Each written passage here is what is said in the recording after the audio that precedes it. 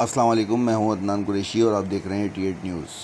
आज 30 जुलाई date mention की वजह यही है कि नासिर साहब का कहना है कि हम रेगुलर बेसिस पे इंक्रोचमेंट कर रहे हैं, ऑपरेशन कर रहे हैं, लेकिन नासिर साहब कोई ऑपरेशन नहीं हो रहा इस लियाकताबाद टाउन में।